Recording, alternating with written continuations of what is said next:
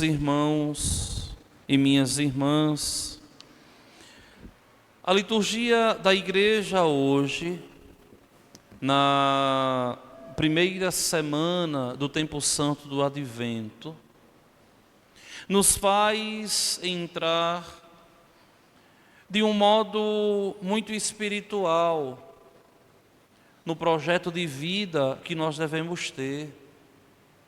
Na nossa caminhada, nós devemos ter um projeto de vida.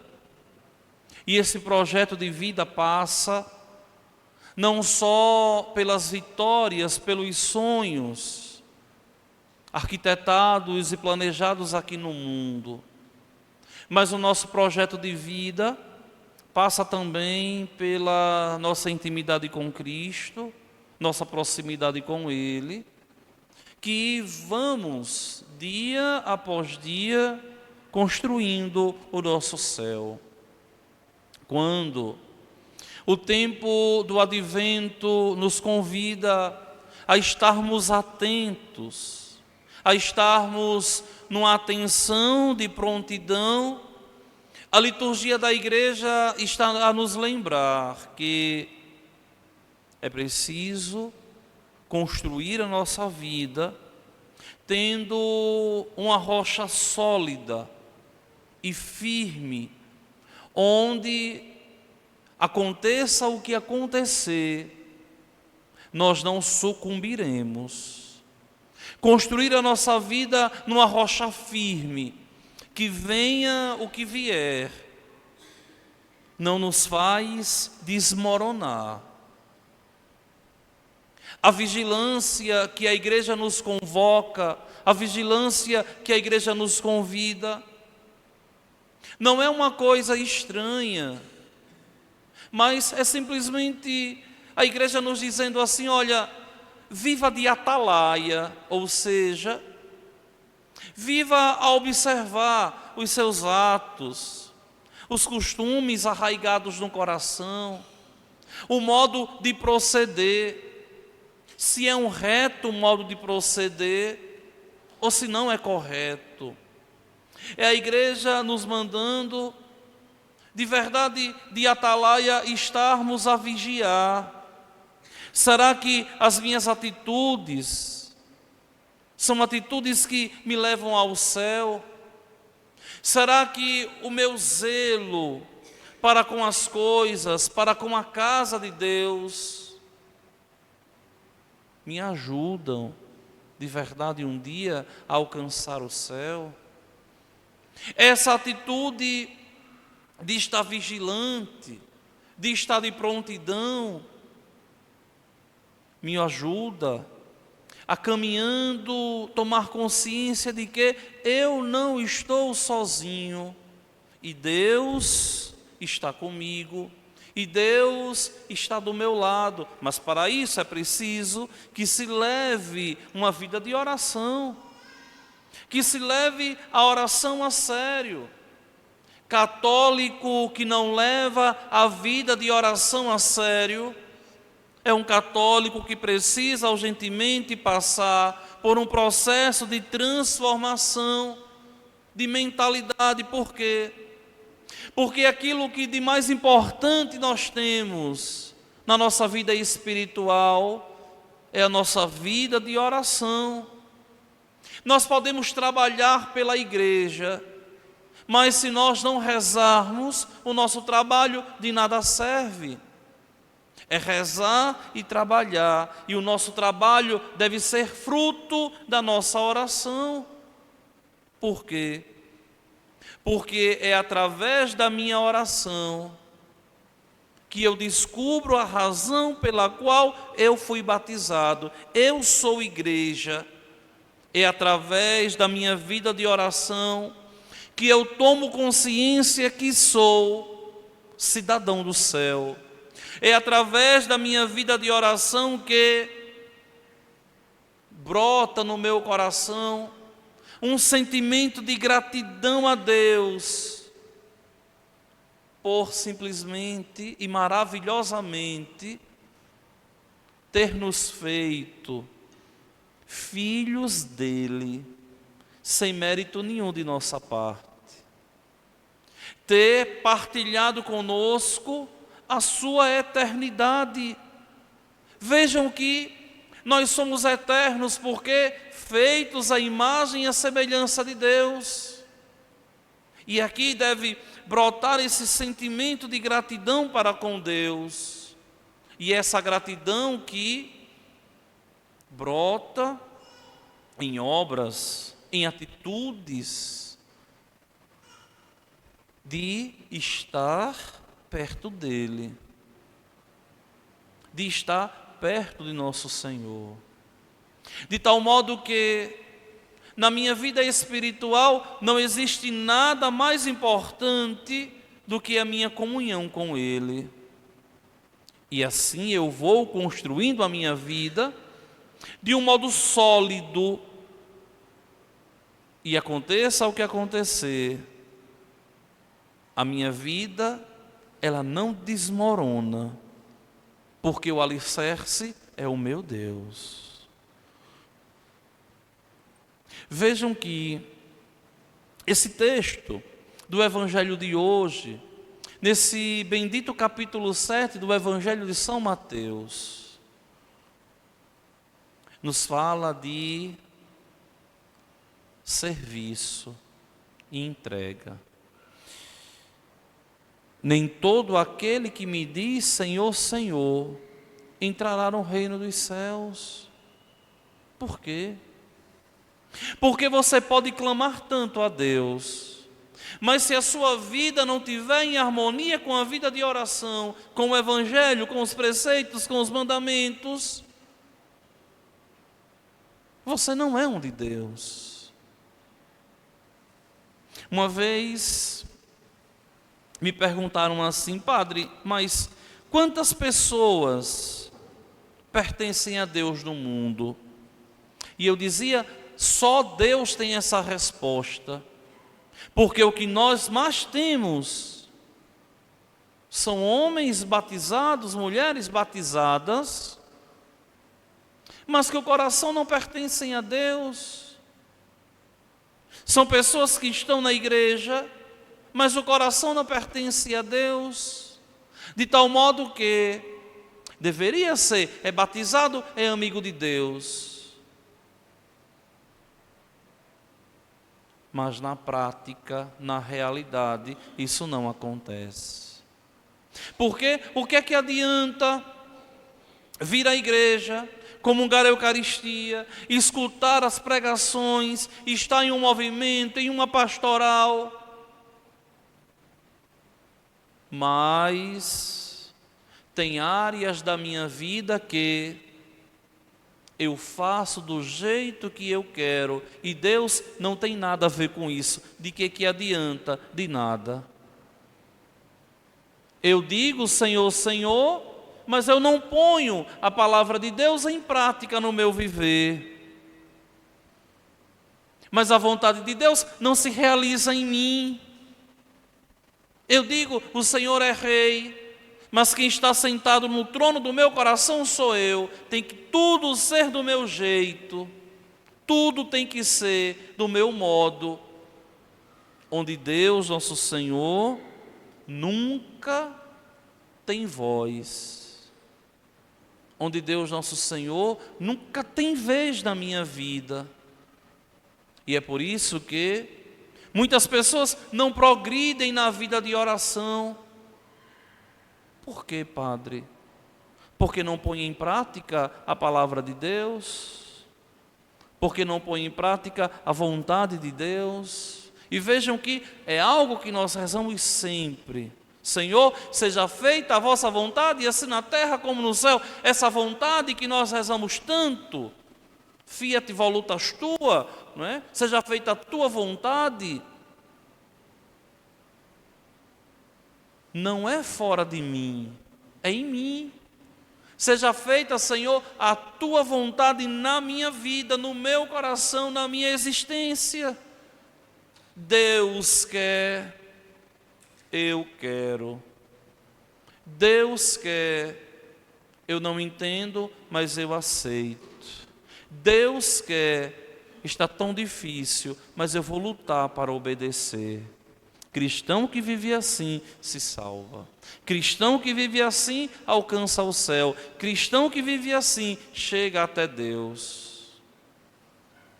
E é aí que a gente vê, né, de um modo tão santo, o que Mateus diz no capítulo 7.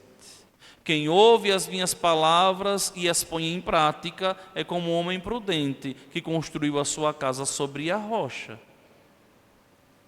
E construiu a sua vida sobre a rocha. Vieram as tempestades, vieram a enchente, veio tudo, mas a casa permaneceu de pé, porque a rocha era Cristo. Mas quem brinca de fé, quem brinca de religião, quem brinca de ser de Deus, na hora das dificuldades, desmorona. Porque aquilo tudo era um eterno faz de contas. Por esses dias, eu dizia a uma pessoa que me é muito cara no coração: permaneça de pé. Em meio às dores e às dificuldades e os problemas e os sofrimentos, permaneça de pé. É nessa hora que nós provamos a nós, é nessa hora que nós provamos aos outros, que o nosso ser igreja não é de fachada, mas é de verdade. E graças a Deus, quantos e quantos testemunhos de pessoas que passam, muitas vezes por tantas dificuldades e tantas doenças que destroem, roubam a dignidade, mas continuam dizendo como Jó: Deus deu, Deus tirou, bendito seja o nome do Senhor. A mesma realidade, né? Parafraseando o matrimônio, servir a Deus na alegria e na tristeza, na saúde e na doença, todos os dias da vida. Por quê? Porque não estou brincando de fé, porque não estou brincando de ser de Deus, porque a minha caminhada na igreja é uma caminhada que me faz de verdade sentir na minha vida as elegâncias de Deus.